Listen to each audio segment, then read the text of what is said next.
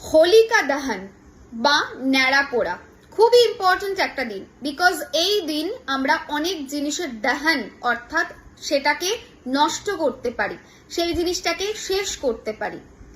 হোলিকা দহন কিন্তু খুব পাওয়ারফুল একটা দিন, যেই দিন আমরা আমাদের জীবনের রোগ, শোক, নেগেটিভিটি, গিল্ট, জেলাসি, সমস্ত নেগেটিভ ঊর্জাকে আমাদের বাড়ির প্রতি, আমাদের প্রতি নজর দোষকে সম্পূর্ণরূপে আগুনে সোয়াহা করতে পারি। এই হোলিকা দহন এই বছর পড়ছে 2 মার্চ বিকাল 5:47 পরে। বেস্ট টাইম 7:30 থেকে রাত্রি 9টা, মানে 2 মার্চ মানে আগামীকাল রাত্রি 7:30 থেকে 9টার মধ্যে তোমরা হোলিকা দহন করতে পারো। আরো একটা বেস্ট টাইম রয়েছে, যেটা হলো রাত্রি 11:53 থেকে রাত্রি 12:50।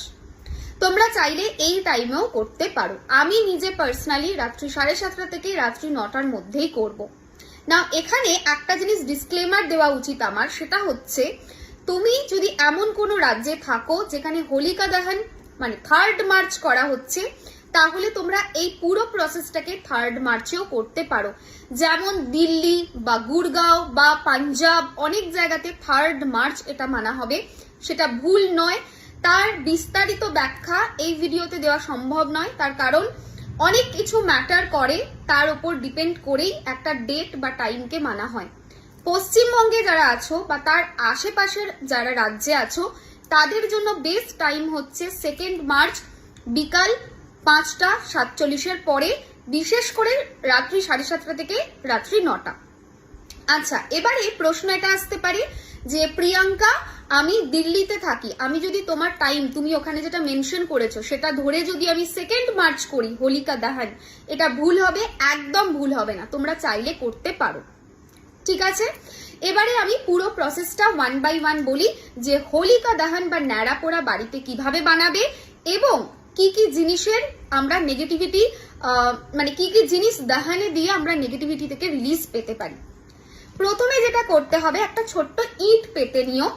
আচ্ছা, ইট পাতার আগে একটু গঙ্গা জল বা মুন ওয়াটার ছড়িয়ে নেবে, জায়গাটা পরিষ্কার হবে।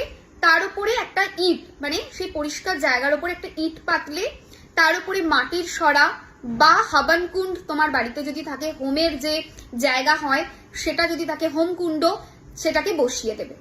বসিয়ে দিয়ে অল্প একটু ঘুঁটে দেবে, তার উপরে কাঠি এইভাবে লম্বা লম্বা করে সোজা এইভাবে দাঁড় করিয়ে দেবে, মানে এই প্যাটার্নে থাকবে, সোজা থাকবে, লম্বা লম্বা কাঠ দিয়ে দেবে।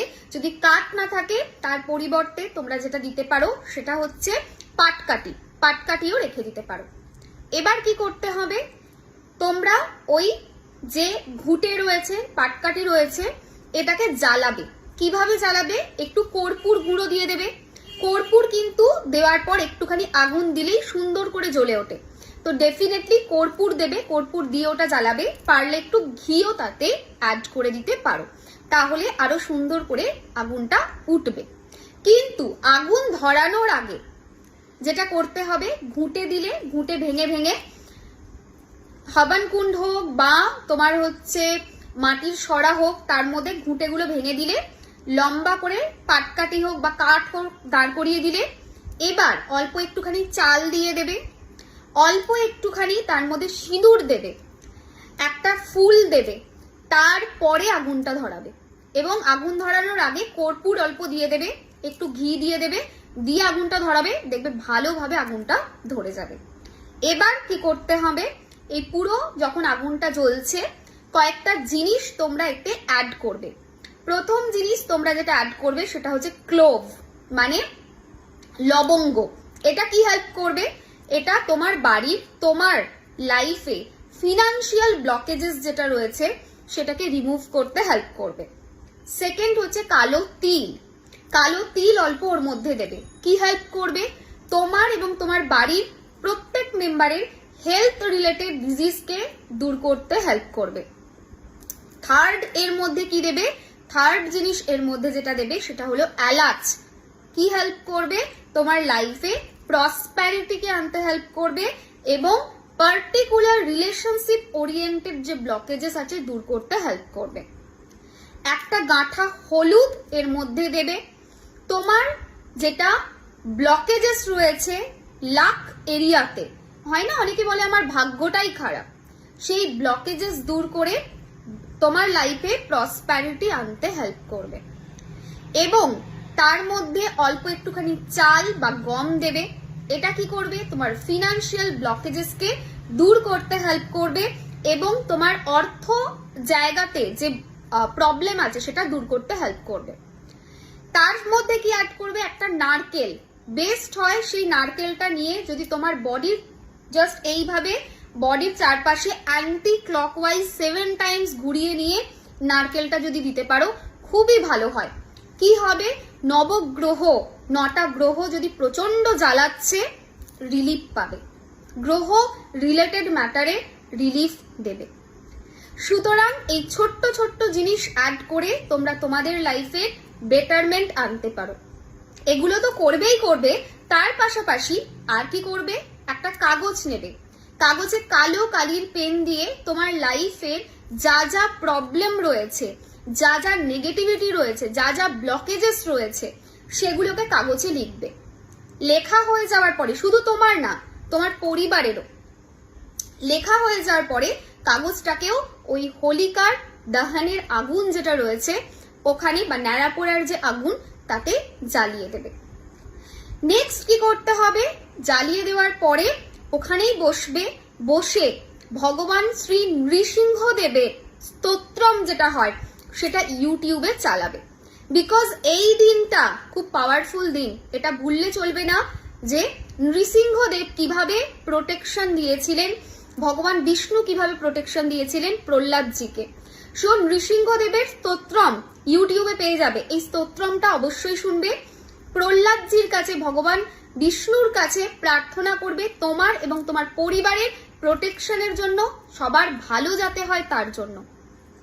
এরপরে কি করবে?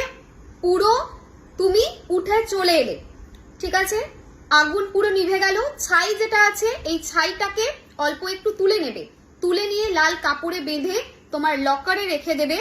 ফিনান্সিয়াল প্রসপ্যারিটি দিতে এটা হেল্প করবে। এই ছাই কিন্তু মারাত্মক পাওয়ারফুল। সবাই কপালের এই জায়গায় এবং গলাতে অবশ্যই এই ছাইটা লাগাবে। আর একটা জিনিস অনেকের এটা মনে হতে পারে যেগুলো তো বাঙালিরা খুব একটা মানে না, মানে ন্যাড়া পোড়াটা মানে কিন্তু হোলিকা দহন তো মানে না, তো এটা কি করার দরকার আছে? শাস্ত্র যেখানে লিখে দিয়ে গেছে সেখানে কিন্তু বাঙালি অবাঙালি কোনো কালচার স্পেসিফিক নেই।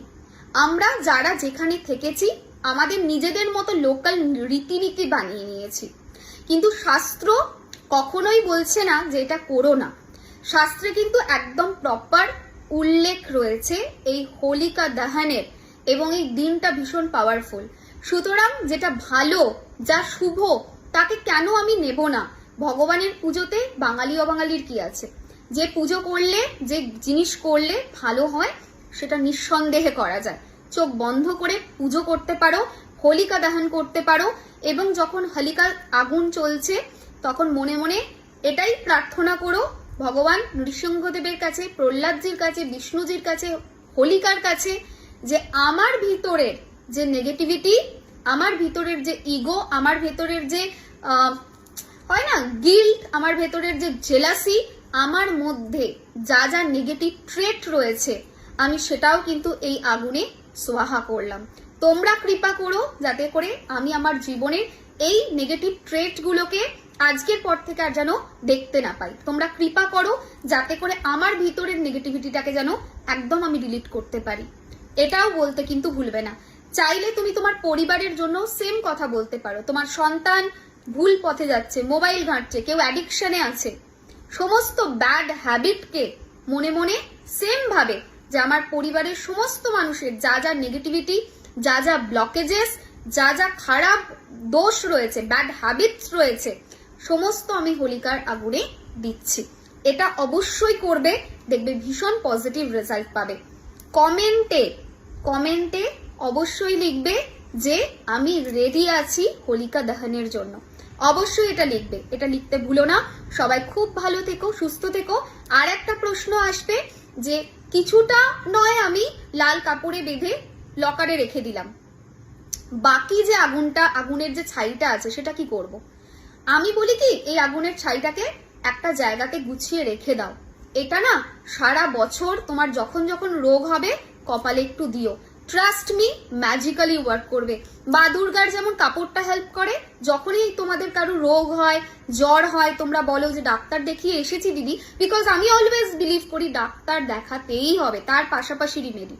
চেষ্টা করব না কোনো কিছু করার, পড়াশোনা করব না, রিমেডি করে তো রেজাল্ট আসবে না, ডাক্তার দেখাবো না, এমনি এমনি ভালো হব না, দুটোকে সাইমন্টেনিয়াসলি করতে হবে। সো তোমরা নিজেরা বলো যে মা দুর্গার ওই কাপড় মাথায় ছোঁয়ালেই রোগ ছুমন্তর হয়ে যায় ওষুধ খেতে খেতে, যদি আমরা এটা করি। আমি বলছি আজকে এই ছাই রেখে দাও বাড়িতে। তোমার বাড়ি কনস্ট্রাকশন হচ্ছে, ইন ফিউচারে কখনো তো বাড়ি তোমরা করবে, বাড়ির ভিতের নিচে ওই মাটিটা মানে ছাইটা দিও। যদি বাড়ি কনস্ট্রাক্ট করছো, বাড়ি ভেঙে কোথাও একটা প্লাস্টার হচ্ছে, কিছু হচ্ছে, সেই জায়গায় একটু মিশিয়ে দিও, মানে ভেতরে দিয়ে দিও ওই ছাইটা, কপালে লাগিও অসুস্থ হলে। এটা ম্যাজিক্যালি ওয়ার্ক করবে। Just have faith on me and একটা বছর করে দেখো, আমাকে জানিও কেমন রেজাল্ট পাচ্ছ। কমেন্টে অবশ্যই লিখবে যে আমি হোলিকা দাহানের জন্য রেডি আছি, অ্যান্ড ভিডিওটা শেয়ার করতে ভুলবে না। জানি ভিডিওটা বড় হয়ে যাচ্ছে, বাট স্টিল এটা কিন্তু প্রচন্ড পজিটিভ রেজাল্ট দেবে, সুতরাং একটু ধৈর্য ধরে শুনে নিও। সবাই খুব ভালো থেকো, ঈশ্বরের কাছে এটাই প্রার্থনা করি। আজকের মতো টাটা, আসবো আবার নতুন ভিডিও নিয়ে, বাই।